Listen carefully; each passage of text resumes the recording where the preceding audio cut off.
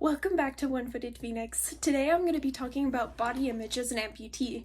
A subscriber recently asked me how I see my body image as something more positive, and to be honest, for a while I didn't see it as a positive thing. So today I'm going to be sharing my story and my struggles about body image as an amputee and how you can have a more positive body image as an amputee or just as a regular person. For a while after my amputation, I struggled to feel beautiful again, and I struggled to feel like I could be a whole person even though I was missing a part of my body.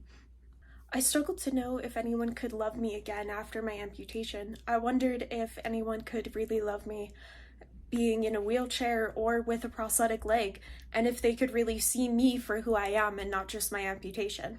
I was very self-conscious about my amputation when it first happened, and it took me a long time to be able to show my leg on camera and be willing to show other people my scars, because I felt like it was something just so intimate to me that I didn't want to show other people my scars and scare them away or have them staring at me constantly. My own low confidence about being in my own skin and my own body after my amputation did lead to depression, and I wish that I would have not paid so much attention to other people on social media that were wearing their prosthetics and getting out and living life, because that's just not the stage that I was in.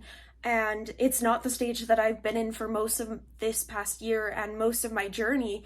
I have been in the wheelchair, and I've really struggled to be okay with being in the wheelchair and being okay with my image of like, this is my body image now.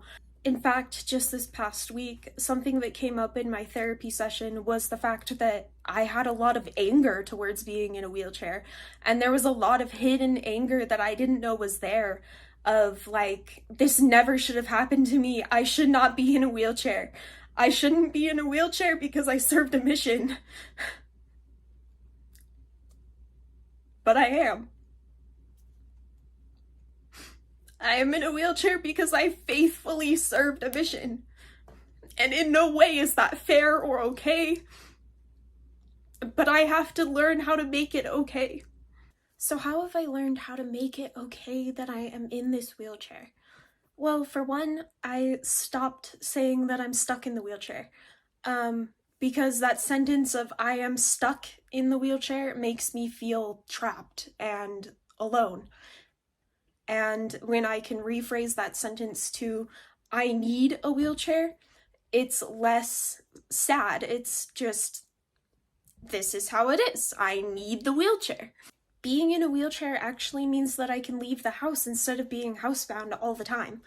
So it means that I can go do social things like Pokemon nights and trick-or-treating and all of those things that I wouldn't be able to do if I didn't have a good wheelchair. My scars mean that I am strong and resilient instead of vulnerable. These scars here mean that I have been through something horrible and I've lived through it, and I'm still here. I'm still rolling, I'm still trying, I am still here. And in spite of these scars, I am still here.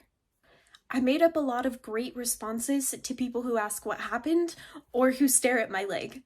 Like, it was a shark, chomp, chomp, chomp, chomp, chomp, chomp. Or, it's invisible. See? It's not there, it's just invisible.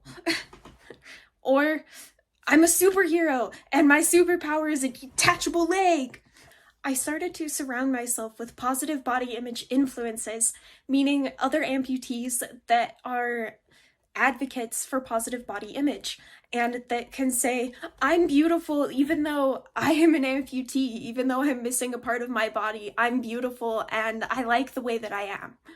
I started listening to encouraging music that makes me feel good about myself and good about my body. I started to join Facebook groups, and I joined Facebook groups for amputees, I joined a Facebook group for CRPS amputees, and I joined a Facebook group for early return missionaries. If you would like to join any of these Facebook groups, I'll link them down in the description down below. so that hopefully you can get some help and support as well if you're in need of it. And also, I just want to say, you do not need to have both your legs to be beautiful. I feel like I am finally at a place where I can say, I feel like I'm beautiful without my 2 legs. And for me, that is a big milestone. So don't skip over those. That's a big deal. And finally, before I get into my trick-or-treat pictures, I just wanted to tell you that November is CRPS Awareness Month. Now, if you don't know what CRPS is, you can check out the video down in the description down below or on the end screen of this video.